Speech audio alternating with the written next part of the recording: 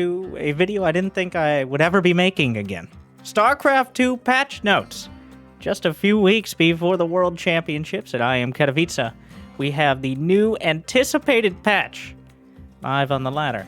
We've moved it off of the public test realm and now available for you, the few, the proud, the actual StarCraft 2 players to play.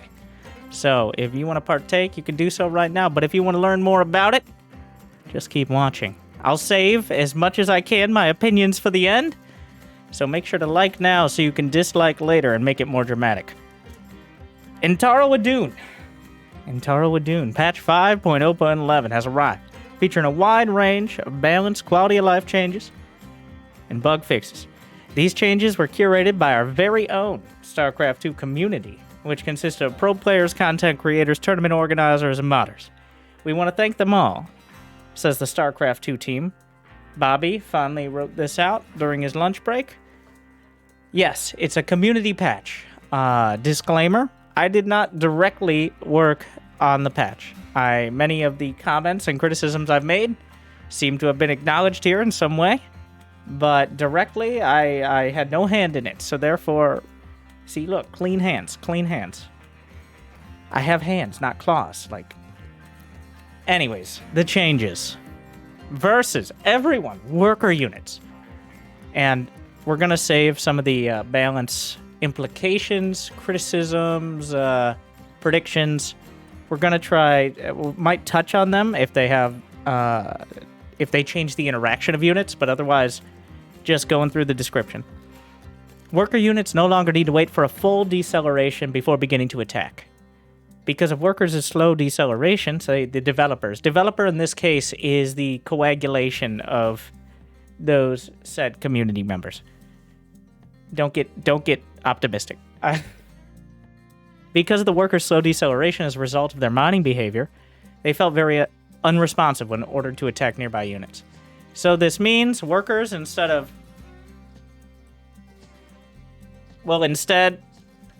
as they kind of slow down, be able to attack, which is a little bit different than their mining behavior. Maybe a little better against that sneaky probe in the back, or a worker building a bunker or something like that. Maybe a little better against Zerglings, but not a huge change, especially if you're not a very micro-intensive player. Now, race-specific, Zerg. The Creep Tumor. Cooldown increased from 10.71 to 13.57. Some of the decimals are because we used to use StarCraft time, which is now converted to real time and gives us these weird non-round numbers, but sight range reduced from 11 to 10. So, clarifies where the vision provided reaches for the Zerg. Clarifies where the vision provided. Essentially, the edge of creep now matches the creep spread, which was the next sentence. The creep vision. Slightly reduces the amount of creep spread in the early game from the Zerg, especially in situations where multiple creep tumors are in a small area, or builds without such units as Hellions to delay the creep. So, generally, and we've seen this, does slow down the creep. Each creep tumor has a cooldown before you can spread it again. It costs energy from the queens, which take a little while to build up. And before, the vision range extended slightly past the edge of the creep spread, so a lot of players would kind of skirt the edges of the creep. And the Zerg would see those Marines, or those Zealots, or whatever was sneaking by, and give that feeling of, I can't do anything, without them seeing it. So it makes it a little more visible. Hatchery, lair, hive, creep spread interval decreased from 0.3 to 0.25 and increases the rate of creep spread. Does not affect creep tumors, so it's specifically the hatchery spewing out the creep. And the sight range is now 12. This will allow more consistent wall-offs and help with early game defense. So essentially, all you 12 poolers out there, you can no longer hide creep tumors, or not creep tumors, spine crawlers right on the edge of the creep. Also, this means trying to wall off your natural against Hellions or things like that, Adepts maybe, is more... And ZVZ is another great example. Once your hatchery finishes, it's much more likely to have the creep where you need to wall off, as opposed to having to wait sometimes 30 plus seconds for it. Viper. After casting Abduct, the Viper can't move or use abilities for 0.57 seconds. So before the Viper would pull and be able to... And also, well, a side note, was this means you can't abduct 2 units. You could just grab 2 at a time, but it's essentially stunned for 0.57 seconds. Makes it easier to kill, makes it a little less capable of pulling out. This is partially to counteract some of the things we're talking about with the carrier later on. But generally, nerfs the Viper overall. It's just a straight up nerf. Ultralisk. Diet plan. Alright, reduce size by 12.5%. I'm sure you've already seen some videos of how dramatic that can be. Increases distance target can move before the Ultra attack is cancelled. So, Ultralisk often gets stuck against the Zerg's own units due to their significant girth and slower movement speed than other melee units. Should help them get into a fight more easily. So, the AoE of the attack is also reduced. Before, a lot of the time, you'd see the Ultra wind up, and then, like a Stim Marine or a Charge Lot gets away, it gives them a little more leeway to actually get the attack off, and also, of course, get into those areas. Hydralisk. I consider this mostly a buff for Ultras. There are some niche cases, but it is almost entirely a buff. Hydralisk. Muscular augment move speed bonus off of creep increased from 0.79 to 0.98. Still, Hydra's faster on creep, which there will be less of, but they will be able to close the distance or retreat faster when combined, especially with damage point reduction from 0.15 to 0.1. The damage point is the time it takes for a unit to complete its attack. Not its attack speed, but to complete its attack. The high damage point of the Hydra combined with its fast attack caused kiting to not be very effective. The speed is increased off creep to allow easier retreating from engagements and repositioning, as retreating from an engagement on the map would often result in many Hydras being picked off. True. So, the damage point is when essentially the attack's going off and you can stutter step. So, there you go. You spit out that spine, and now you can move, and then whatever the attack cooldown is, I believe it's like 0.7 seconds for Hydralisk, just about. The rest of that time, that 0.6 seconds, you can actually move. It doesn't increase the DPS of Hydras that are just like standing there. But essentially, this is a significant buff to the micro ability and just mobility in general of Hydras. They can move further and quicker between attacks and retreat more quickly. So this is a significant buff to Hydras. Hydras did struggle to be much more than lurker eggs for many top players. So we'll see how it plays out. More in the opinion section. Broodlords, not known for their haste, now will be known slightly more for their haste. Still not fast. Move speed increased from 1.97 to 2.24. I believe that's less than half of the Hydra, or somewhere around that, especially with the move speed upgrade. But the spawn broodlings, the time of broodlings surviving, reduced from 5.71 to 3.57. So what is that, about? Oh god, too much math. Like 2/3? Or like, no, you know what? I could have just left it there. I didn't have to do any math. Now I screwed up. 1/3. So, Broodlords' slow speed forced the Zerg to play defensive until the map is mined out, causing games to become very slow-paced. The duration of Broodlings used to weaken the unit in engagement, where there is nothing to quickly clear the Broodlings, is reduced to weaken the unit, as well as preventing Zergs from continuously sending waves. So essentially the Broodlord cannibalism strat, where popularized by Dark recently, like many weird things, where you would use a single Broodling or a Creep Tumor or Changeling to spawn Broodlings to start the wave and then just send them. So at this point, so the Broodling actually has several components, or the Broodlord has several components.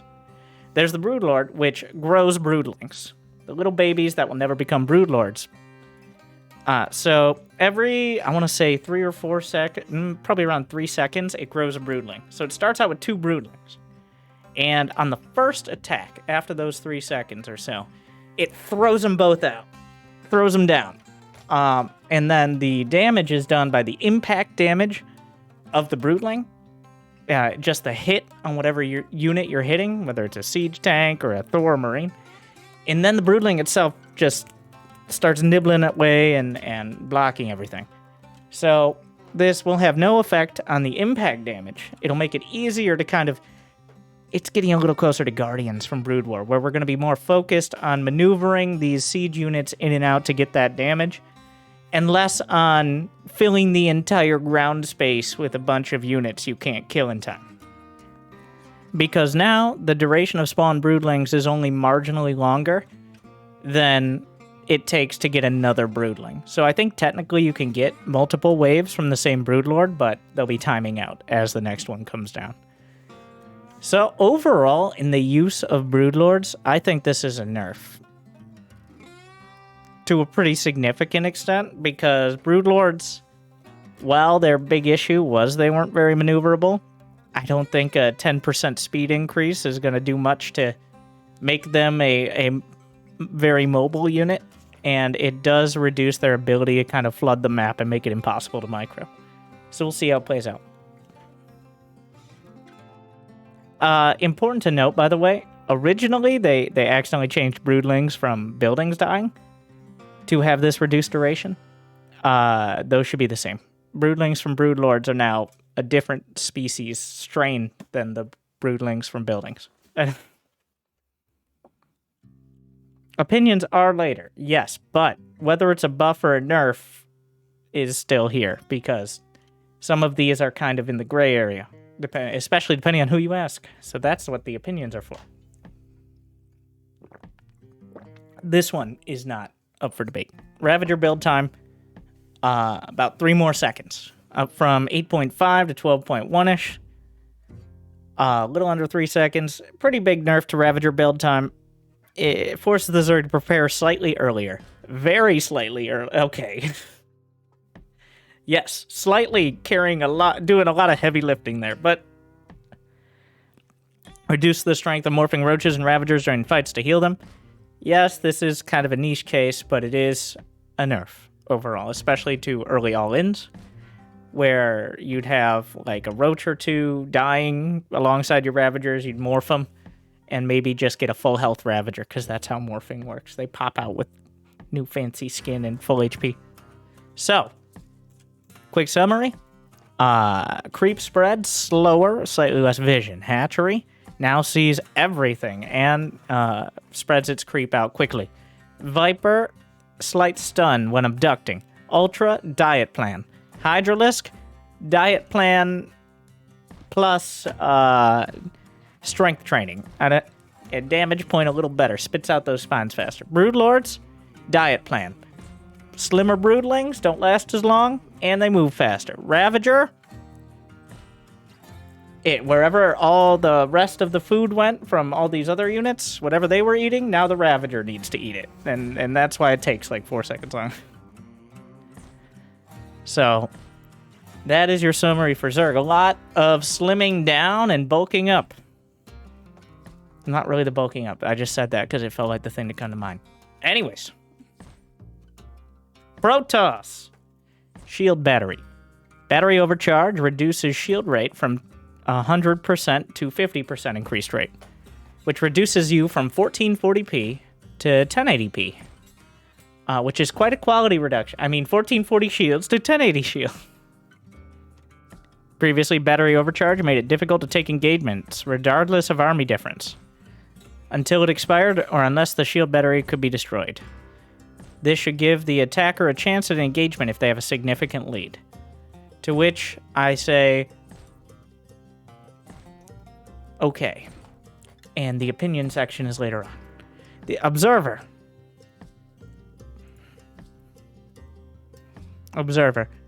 Move speed increased by about 10%. Gravitic boosters. Observer speed increased more to maintain a 50% increase. So Zoomy obs. There's got to be a better name for that. We'll get there. Model size increased by 10%. So it added on the extra fuel tanks in order to go faster. It does make it a little... That increases the size of the shimmer, especially when the Observer is sieged up. There's actually quite a detailed comment. Rewards use of observers for active scouting and creep denial. Allows them to keep up with the Protoss army easier. True.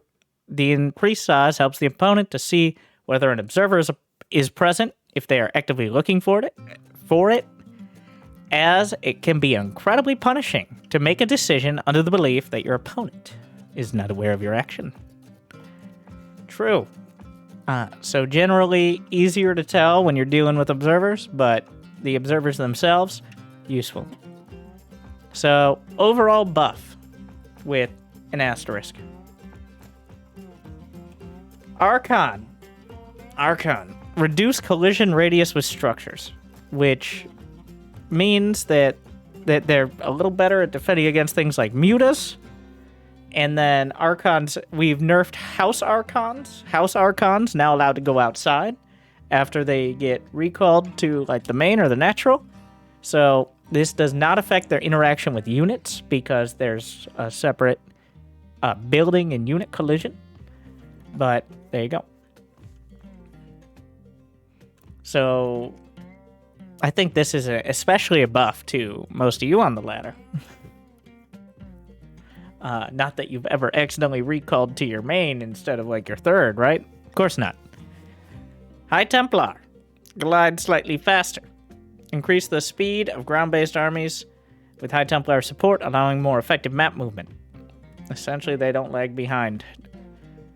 In combination with the Abduct nerf, it should help at reducing the amount of value generated by Vipers. Vipers. Okay, that's like the smallest typo. Viper is over time when combined with Protoss air armies. So anyone worth their ladder points was putting the High Templar and Warp Prisms for the most part anyways. But yeah, it's a buff. Purification Nova for Disruptors.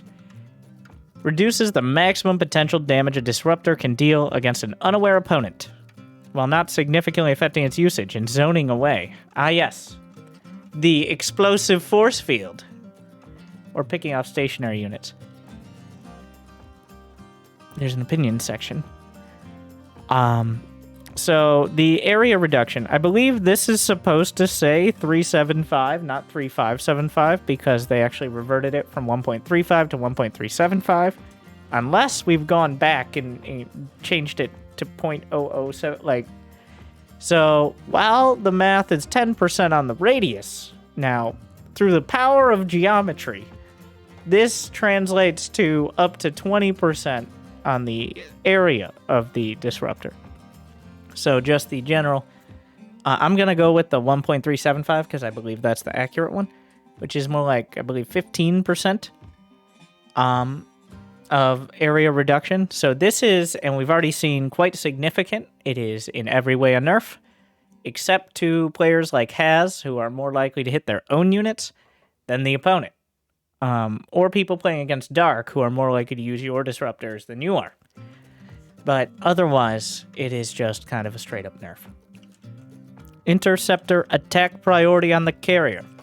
Reduced from 20 to 19. For the majority of players, across all skill levels, it is too difficult to engage in the carriers with an army that is more focused on destroying the carriers themselves, such as Vikings, Corruptors.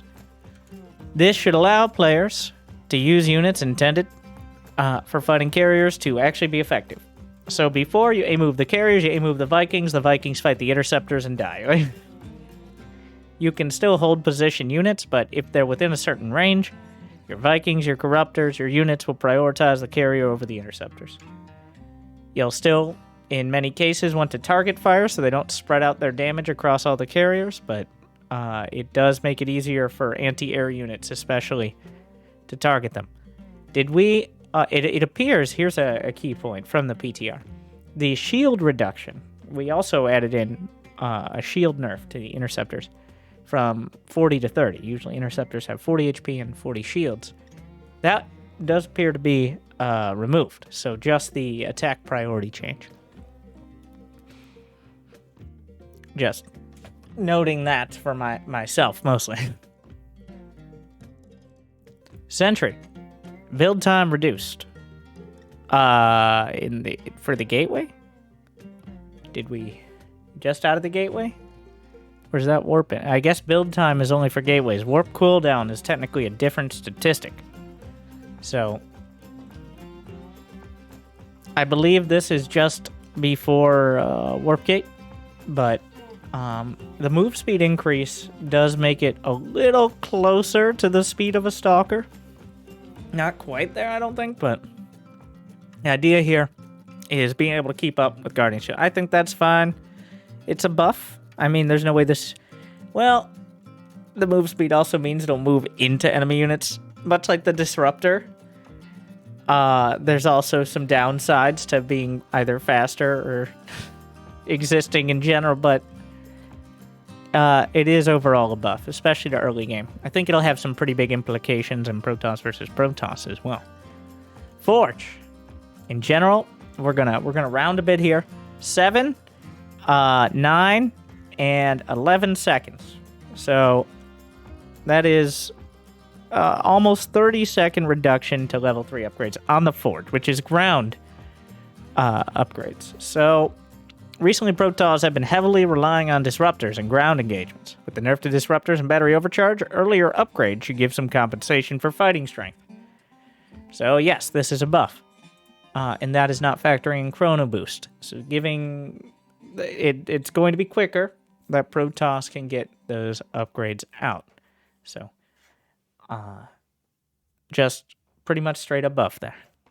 I mean, there's no way to construe that as a nerf. I don't know why I'm saying it like that, but that is quite...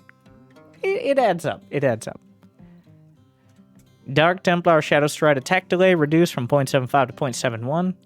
So 0.71, I believe, translates to a second in StarCraft time. Not that that's particularly relevant, but... So 0.71. I don't know if normal game speed is like the speed we usually play on, or actually normal... Doesn't matter. Technically a buff, but it's mostly like a behind-the-scenes statistics change. Terran. Okay. They finished Protoss. Summary. Faster, less shields, faster obs, Archon, squeezes through, High Templar, glide along, Disruptor, sad. Okay, slightly less sad for the others, though. Carrier, actually has to care about enemy units. Sentry, builds a little faster, and catches up, hurries along a little quicker. Why does every unit that glides for Protoss actually end up slower? Like the Sentry, the High Templar, even the Disruptor is pretty slow. Not important. This is moving on. Forge is significant buff. And the DT thing is mostly statistical. Terran. Vikings in fighter mode. Damage point reduction. Much like the Hydra, Vikings have a slow speed and a high damage point for a flying unit, making it hard to effectively micro them, other than shift clicking. So they are more responsive. You can stutter step better with Vikings. That is a buff. And especially for players who are more prone to actually microing. Liberator, cost reduction. 150 to 125 in gas. So it now costs a full 25 gas less. Pretty significant buff if you add up more than one Liberator, which is what players have a tendency to do, combined with the Raven changes we're going to go over later on. Zergs have built more queens in the early game. I'm not sure if that has changed it much in the last some years, but in the transition of Liberators against Protoss is a little cheaper now, so the Liberator, that's just a straight up buff there. Ghost. All right. Get ready. We got our thesis statement here. Enhanced shockwaves, gone. That radius upgrade, that upgrade from 1.5 to 2, gone. The radius itself, though, increased to 1.75. Result, ghosts out of the box, out of the barracks, are better. They have a larger EMP radius, but their max EMP radius after the upgrade is reduced. So, kind of like the Disruptor, they no longer will hit quite as large of an area. But it will still be, the first few ghosts will still be more effective than before. Steady targeting is canceled if steady targeting is snipe. We used to have an ability called snipe that cost 25 energy and did like 50 damage, so instead of that, it was replaced with steady targeting, which is, you know, honestly much more of a snipe sort of ability, but it can't have the same name because then it would be that steady targeting is canceled if the not a great name, but is canceled if the target moves more than 14 range away from the ghost. This is down from, I believe, 20, which there are very few units that in the time it took to actually line up and cast the snipe could move 10 range away in that amount of time. I think like Zerglings and maybe Banelings on creep. So now, units that are actively running away from the ghosts, much of the time, especially, like the vast majority of cases are against Zerg here. Occasionally against Zealots, but this is Ultras, Hydras, Lurkers, stuff like that. Steady targeting can now be manually canceled, so you no longer have to take damage in order to cancel it.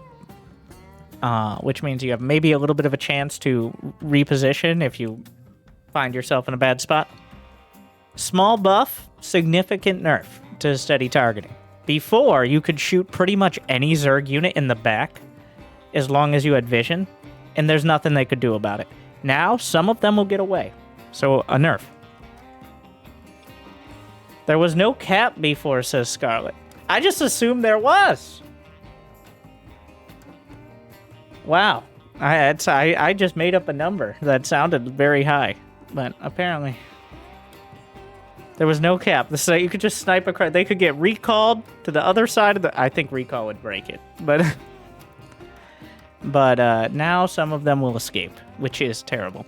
The maximum potential of EMP is reduced, weakening... I'm sorry.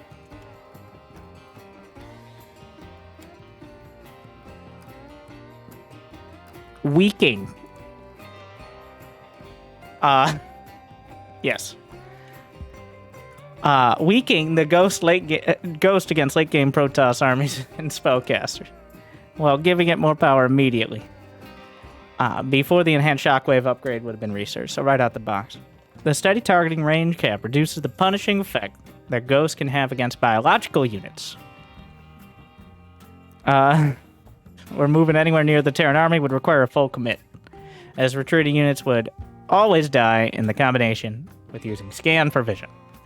The ability is now manually cancelable to give more micro potential in situations where the ghost is in danger, especially when it's clear they'll not be able to finish casting. So some back and forth on that. I think overall clearly a nerf to the overarching strength of ghosts, especially individual ghosts, though does give a little bit back. There is an opinion section though, and it's the comments. Leave a Banshee Hyperflight, still mostly for memes and YouTube videos beating up on people higher MMR than me, but Hyperflight rotors reduced to 100 seconds from 121. Hyperflight rotors cost reduction. I mean, this is a buff. It was quite expensive. It took a long time. And Banshees still have some very obvious counters from both Protoss and Zerg, so we're not really a popular choice. Cyclone Magfield Accelerator. The bonus, that's the upgrade, after the upgrade. Not the base clone. This is your fancy clone, all right? This is your clone trooper thing. No. Magfield damage bonus change from plus 20 versus armor to plus 10 versus all. Lockgun will now prioritize air units that threaten the Cyclone with an anti-ground attack. So, Void Rays, Mutas, Oracles when they're activated, stuff like that. And autocast increased from 7 to 7.5, which means that they will, which I think is still around the range. I'm not sure what the lock-on range actually is. The ability is still cast. So, it'll just move slightly to do it if you're within that range. So, the Magfield Accelerator damage change attempts to make the unit slightly more rounded. Make Goliath. Let's get rid of the Cyclone. Let's get rid of the Widowmine. Get rid of the Thor. And just add Goliath. Opinion. Magfield Accelerator damage change attempts to make the unit slightly more well-rounded. as many of the Terran's factory units are too specialized into certain roles. The lock-on prioritizing air helps with engaging armies such as mutas and lings, preventing the lock-ons from being wasted on lings, and the mech army being overwhelmed. Actually, we've seen a few games of it already. Quite effective at that. This is a buff. Assume it, like, you do have to get the upgrade, which is quite rare. Most of the time, you use a small amount of Cyclones currently against any race is without the upgrade. So this is all with the upgrade. And it gives them... It is a nerf to sniping bases. Things like Roaches, Void Rays, Vikings are going to be a little harder, though it still gives bonus damage. So, we'll see how it plays out. I think this is one of the most ambiguous... depending on who you ask, is it a buff or a nerf? I tend towards buff overall, but there are definitely some cases it will be worse. Sensor tower, radar range reduced from 30 to 27. Sensor towers slow down the game by making it impossible to catch the Terran out of position defensively, especially in TVT. Yes, we care about TVT now. This will give less warning time for attacks or force the sensor towers to be built slightly more forward. Yeah, get them! The sensor towers are the problem. Not my sensor towers. They won't be able to see me coming and then use their map hack energy. I mean orbital commands. No, 3 range does matter because geometry, okay? I don't know exactly the radius reduction, but it's more than 10%. So, and now, just when you thought we were done, no, we gotta go over the Raven. The Raven, you know, first thing I'm gonna do is read the description before we go over all the changes, because I think this one you kind of gotta work backwards. Increases the viability of a Raven to be used as a detector unit. It might be 10%, I don't know. You know what? Don't make me look dumb. Don't make me do math on stream, despite this entire thing being math. Shut up. Some of the strength is removed, so increases the viability of a Raven to be used as a detector by reducing the investment. Some of the strength is removed from anti-armor. The auto turret durability is significantly weakened. And did we not change interference? We didn't nerf interference matrix.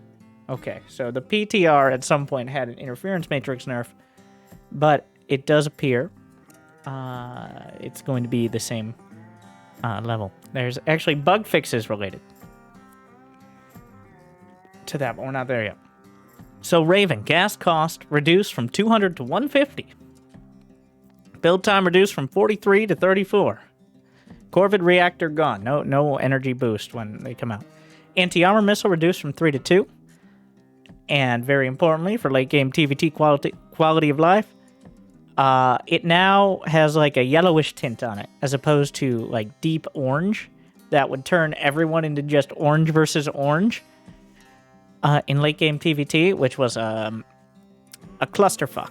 So that is actually a quality of life upgrade for us watching TVT in the late game. That was one of the more annoying parts of it. So no longer Dorito dust. I mean, you gotta see it for yourselves, but it is still very obvious you got anti-armor missile, but it's less ridiculous. Auto turret duration reduced from 10 to 7.9 seconds. Health reduced from 150 to 100. Armor reduced from 1 to 0, and no longer gets armor upgrades. So baby turrets. In general, with a 50 gas reduction, quite significant, especially in TVT, because so many TVT builds rely on those very, like, essentially rationing out your gas. All builds do for Terran, but especially in Terran versus Terran, I don't think we're going to see any less Ravens, but it'll be interesting. So this is just another kind of diet plan situation. This is another, the unit itself is less strong, but you might be able to use more of them or use them more quickly. Much like kind of the theme of the rest of the changes. But no, we're not done. Well, we have done, these are described as balance changes. We have bug fixes and quality of life changes, some of which definitely affect balance or at least could, though are not nearly as dramatic as like changing the cost of the Raven by 50 gas. So Banshee first missile doesn't have a delay after the attack completes. So Banshee a little more responsive. Factory, maximum spawn radius. Slightly less likely to wall in your own siege tanks is what that means. Slightly. I'm sure I'll still find a way. Because the factory has a tendency to spawn larger units, so having the same thing as a barracks is a little dicier. It pops in across the tech lab. Yes, they pop out. I saw Gumiho on the new patch manage to wall off his own tanks. But he did build... He really set himself up for it. It was very impressive. And then he solved it by building a depot in the area, there was enough space for a depot was his first problem. But apparently when you build a depot in that space, it forces them to spawn on the other side of the factory, which was the most kind of MacGyver solution I've ever seen doing that. But shout out to Gumiho for figuring out the best way to make a creative solution out of his huge mistake. It's crafty Terrans. Widowmine reduces random burrow and unburrow delay by about half, and no longer, big quality of life upgrade, honestly, is no longer targets cocoons, or units affected by neuroparasite. Less important, but so no longer will it target the eggs and not kill them.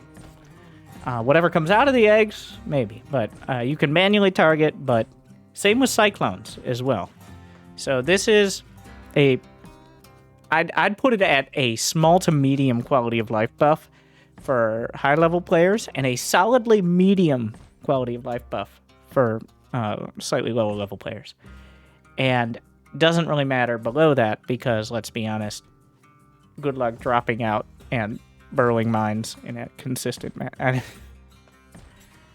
Shield battery. We fixed an issue where repeatedly issuing a stop command could increase the shield regenerate.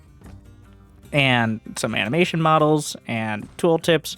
So there were a few exploits on the shield battery. We're making sure we get rid of those. Adepts had some issues with canceling shades or loading of prisms.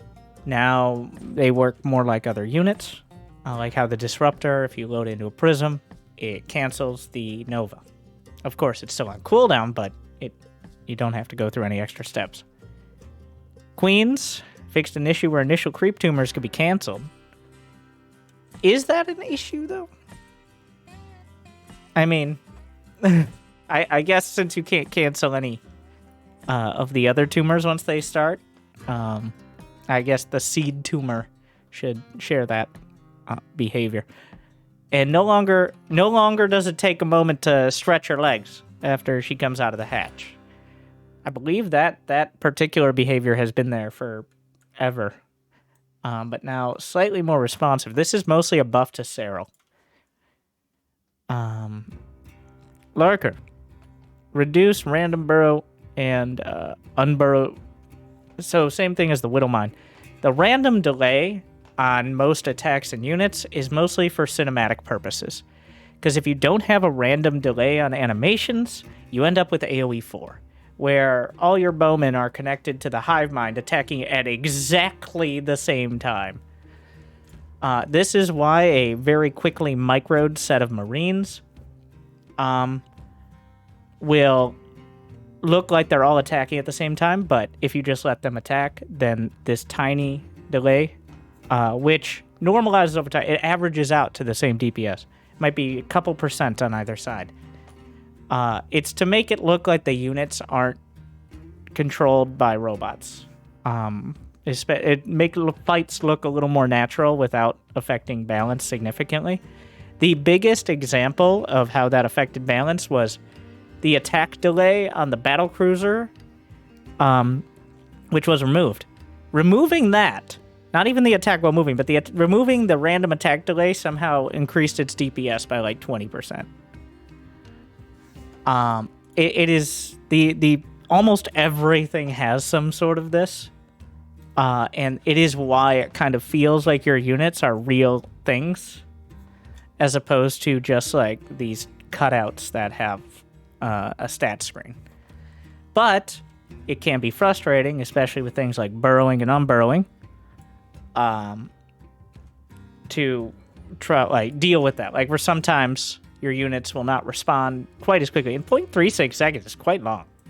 Like, same with the Widowmine as well, especially in the scheme of things. So the average amount of time is the same, but the range of which you'll have to wait for it to respond is reduced. Hydralisk has the same, so no longer does the Hydra melee attack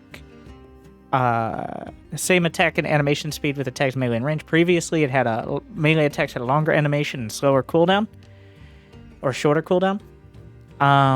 So I don't think this has any real effect on DPS, just makes it more consistent. Fix an issue where Morph to Lurker would be canceled. Yeah, sometimes there's a few like this where issuing a command after something would... I think it's because of this. I don't know if these two are directly related or just happen to be, but there was same thing with morphing, just a tiny average, random delay that sometimes would be enough that your unit would just kind of go. This is mostly making things a little more responsive. It's not that the game isn't responsive, it's that they were designed to be intentionally slightly less responsive to look more natural. Stasis Ward attack priority. So this is effectively a nerf to stasis. Both in the fact that your units won't ignore the stasis. Before they would ignore it in some cases. Because the attack priority was 10. Like, for example, the carrier is, 20? Interceptors were 20. Interceptors are now 19. So that means the stasis is like the last thing. And that's why sometimes your army would walk into it. But now stasis units can be issued orders that are executed in the stasis end. So in general, that is a nerf to stasis because it will be less effective at catching you off guard. Now, a nerf to Ravens, and the only buff we're really seeing to the Colossus. I think the Colossus is the most important use case of this. Fixed an issue where units affected by interference matrix could not be issued stop commands. And now, fixed an issue where units... We're calling it an issue, okay? Which is a way of phrasing it, I think. But fixed an issue where units affected by interference matrix would walk forward below their attack range. So essentially the Colossus being like, well, here I go. After getting interference matrix at the... How many times have we seen that? Protoss, 1 or 2 Colossi, interference matrix, and the Colossus wanders forward enough to die. So that is a very roundabout buff to the Colossus, I would say. More than any other unit specifically, because the Colossus is clearly a unit that both, 1, gets interference matrixed often, and 2, wants to stay at maximum range. Spawn Locust no longer interrupts current order. Subgroup priorities. Let's see. Are there any? Is there some animation things? Edge cases. A lot of bug fixes. I'm not going to go over all these because we're already well over the time I wanted to spend on this, but I forget if there... Yeah, a lot of responsiveness stuff, like Liberators would not always respond perfectly, issues with unburrowing commands, stuff like that. Very edge cases, but... And the map pool, by the way. Just throwing that one on, too. So... There is your balance patch for I Am Katowice 2023. The World Championships will be on this balance patch and that map pool. It is on the live servers. Right now you can play it. All of the above. And that concludes the summary.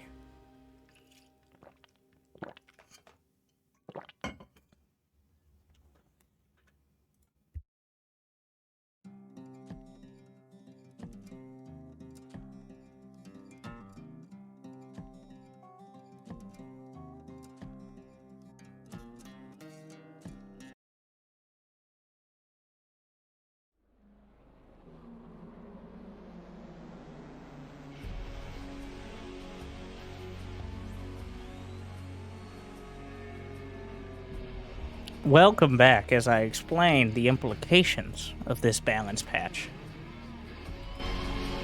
Very important. What we see here is Protoss finally getting the much-needed nerfs they have deserved. For years, we've hated the Protoss, but now finally...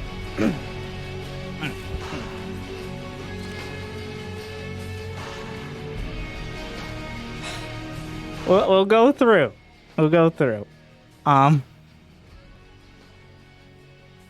Overall, I think the Creep Tumor nerf is the best opportunity to affect the power of Zerg. The issue with power is how somewhat limited. The issue with Zerg and balancing Zerg is, one, you have queens, which are directly tied to creep. And I think generally that has been an issue. And you can't really pinpoint a certain unit or strategy, unlike with the other races so much, that gives Zerg their power. If you had to, it would be queens and creep. And I think just making it slightly less oppressive, giving less vision, I think that's gone a pretty far ways towards making it feel like you can actually play the mid-game, especially as Terran. We'll have to see how it plays out, but I think this is going to look... I think the sight range change as well, which, I mean, I did suggest that just for quality of life reasons, but I think this will help somewhat with the feeling of Zergs being omnipotent and you can never do anything. The hatchery, lair, and hive stuff has been very nice for dealing with early all-ins, making it more consistent. The Viper nerf, I didn't expect the Viper to receive a nerf, but and it is just for abduct. It doesn't affect the other abilities, but the other abilities usually aren't spammed out as much. Ultralisk, still not gonna be amazing. Maybe I expect approximately 12.5% more ultras than before. Hydralisk speed of, I think the real takeaway here is the damage point reduction. I guess the speed off creep is going to be very helpful as well. I do think this might be a bit much. We'll see, especially in Zerg versus Protoss. Though, so far, we have not really seen any Hydras anyways. I think the first gut reaction is, do they need it, though? But where do you put any additional power is the question. We'll see. Hydra's still one of the easiest to kill units in a straight-up fight. For both Terran... I'm just going to assume mirror matchups don't really exist. But it is definitely... This is the largest overall buff, in my opinion. We'll have to see how it plays out. It is also, I think, the riskiest one to do before I am Katowice. So, there you go. Thank you, Jimmy. Broodlords, I consider this mostly a nerf. The major strength of the Broodlings is that mass of free units that really kind of like carriers, and that it just messed up your units so much you can't really fight. I'd love to see Broodlords use more, but at some point it's like, let's make Broodlords Guardians again. The Ravager build time, slightly less Ravager all in, slightly less, not a huge impact so far. I'm mostly speaking from playing a little bit, but also casting now probably a few dozen games on the new patch between many of the top players. So we haven't seen Maru, we haven't seen Cyril. So you can reserve a lot of your opinions till then. But we have seen Hero, the #1 Protoss. And honestly, Protoss, these nerfs are the battery overcharge as well as disruptor nerf are quite an impact. And while there might be more vision and move speed for like High Templar, and sentries and more upgrades, I think there's probably some room for direct buffs on more core units like Immortals and Stalkers maybe, but maybe the Forge upgrades are enough to counteract the weakness of, well, both Shield Battery Overcharge defensively and the Disruptor more on offense. I do like how we describe the Disruptor as a zoning tool. The reason this is a zoning tool as opposed to something like Force Field is because all your sentries get EMP'd and then wander into the fight and die. So we don't bother with those. Making the sentry move faster is going to be helpful in the early game, but I don't think will do much to avoid the difficulty in keeping it alive in the late game. And the real struggle with Protoss overall, I'm thinking about like the top like the icing on the cake here. The hero max packs, it's most of it. Like, is just how many things you have to juggle. How many active units from Blink Stalkers, Oracles, Disruptors, Sentries, Phoenixes, Warp Prisms, Adepts, even Charge Lots to an extent. You've got now Carriers, probably. I don't think I've seen Hero make Carriers in a while, but Observers. There's a lot going on, and it is kind of hard to win a fight. We've already seen Gateway units be a little better, so I don't think Protoss was doing great before, but the problem is, and this is more of a not really philosophical, but this is, what are you targeting? Are you targeting the fact that Protoss is nearly half of GM on Europe and Korea? We don't care about NA. Let's be honest. Are you targeting the fact that it barely gets close to winning tournaments? and that is a few dozen people between hero or max packs and like rank 70 GM. But somewhere in that gap, Protoss does struggle because Protoss has to bring more cards in their deck to a series than Terran or Zerg for the most part. And that is why the longer a tournament goes on, the longer the matches are, the less cards you have to play. I do think Protoss gets the weakest end of this patch by a significant margin. The little quality of life buffs are nice, but they are not counteracted by the nerfs, or they are more than counteracted by the nerfs. Terrans will tell you it's a Zerg patch, it's Zerg buffs. I'm probably, I suggested some nerfs / buffs of some of this nature in the past. And I can tell you, even theoretically on a patch, that was never going to happen. Terrans will get very excited about telling you how that will apply to the game, despite not playing it for the last however many years.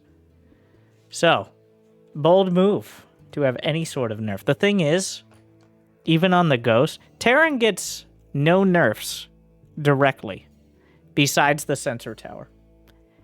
The only actual nerf outright is the Sensor Tower, in my opinion. I think the Ghost is overall nerf. Ghosts are less powerful. But there are definitely cases where it is better. EMP out of the box is better. So those first few Ghosts, especially against...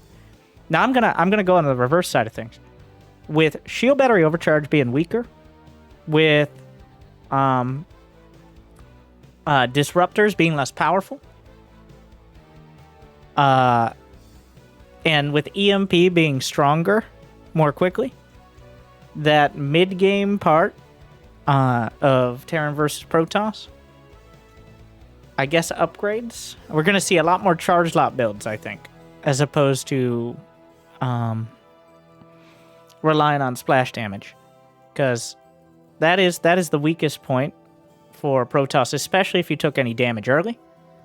We've seen a lot of that in Terran vs. Protoss, like a Widowmine drop, or really just even not much has to happen for the Protoss to feel kind of on thin footing economically. So that 2 to 3 base timing with a few ghosts is buffed by this.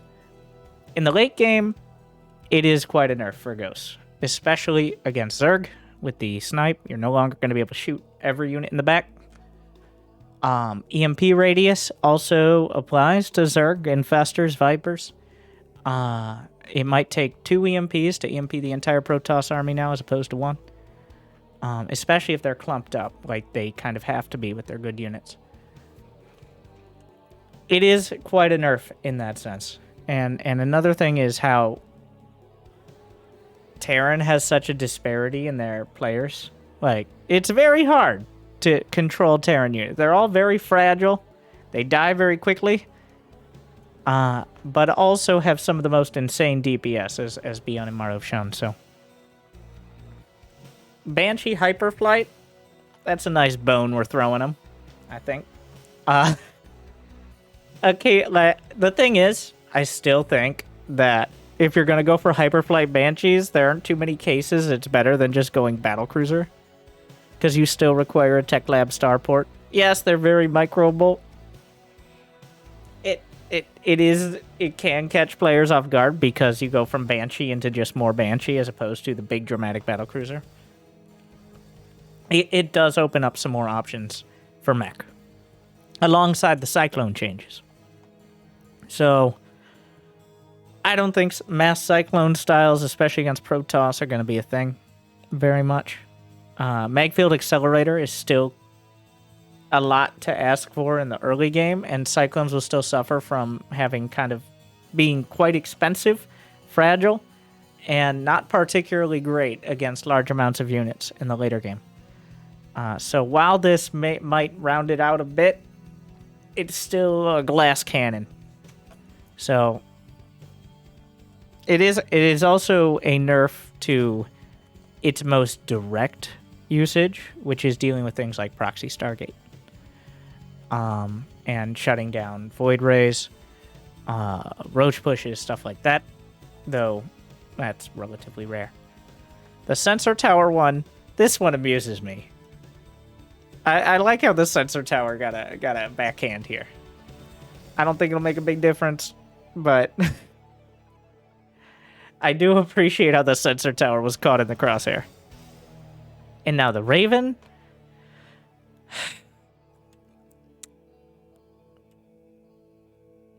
TVT is already a mess, especially in the early game.